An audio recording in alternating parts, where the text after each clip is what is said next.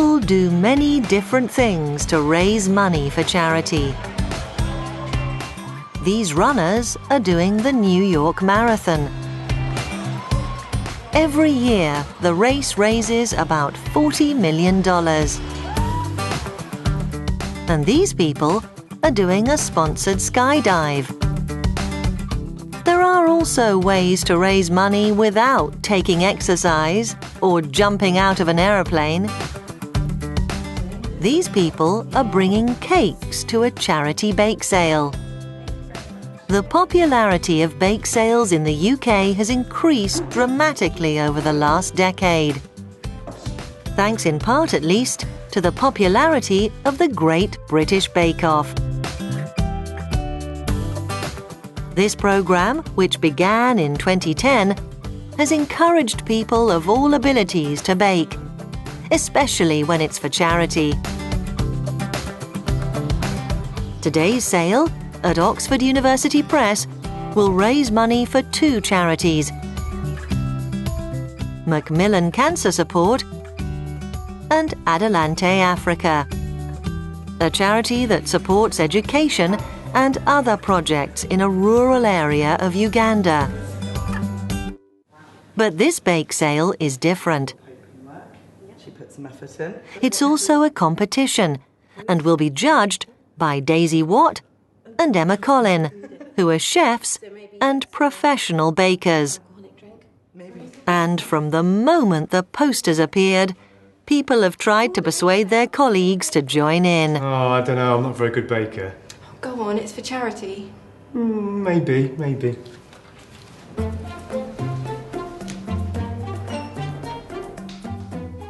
Emma is going to make Viennese whirls, biscuits with buttercream and jam. I bake quite often, probably once or twice a month. It's one of my main hobbies that I enjoy. Kind of a stress reliever for me, just being in the kitchen by myself with some music on, just enjoying baking. And it's just an added bonus to do it for charity as well, combining one of my hobbies with raising some money for some really great causes.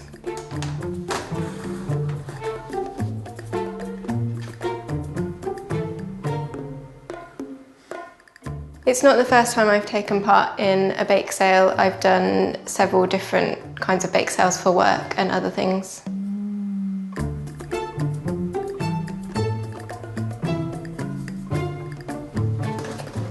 James is going to make a sponge cake with blueberries.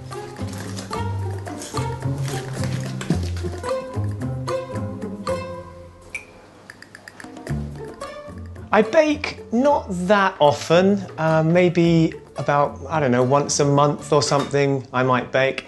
When I do, it's usually baking with my kids, I suppose. So, we make something really easy like cookies or something like that.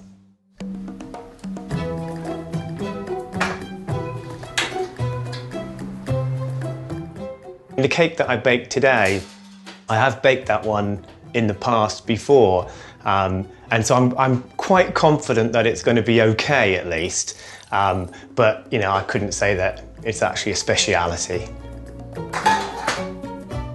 I don't bake often enough to have a speciality, to be honest. I'm baking now because it's for a charity, right? So I wouldn't say I have a speciality. The finalists in this competition bake sale are a baklava cake, a Neapolitan cake, Emma's Viennese whirls, a loaf cake, and a chocolate cake. Although this isn't the Great British Bake Off, Daisy is looking for certain criteria in the cakes. There are a few things I was looking for. Refinement. It sounds harsh, but there were good cakes out there, so it was really important to choose the cakes that looked like someone had put real effort into the decoration. And you can see the ones that put the effort in. Cuts beautifully. Oh, And it's now time to judge the 5 finalists. That's fantastic. Very clever. And you've even done the different coloured icing in between. A labour of love.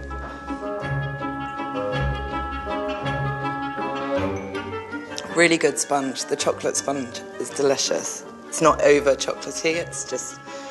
And then to choose the winner. So I've conferred enough because it is really close, but there is one winner who has obviously put so much effort, not just in the decoration, but also her sponge is technically brilliant. So, are you going to come up here?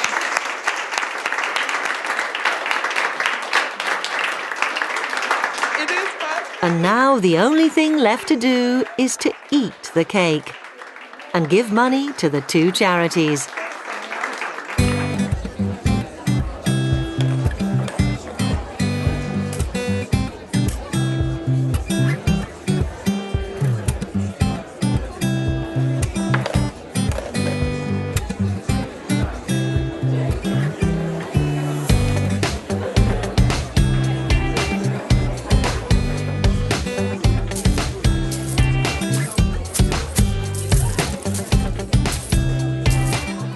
Obviously really happy that my cake was chosen, and it's really nice to bake for such a great cause as well.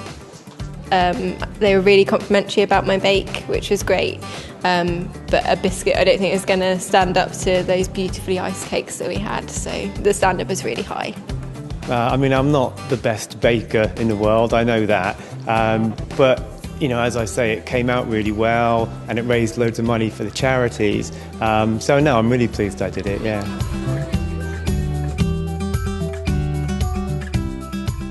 The cake sale raised over £270 for Macmillan Cancer Support and Adelante Africa.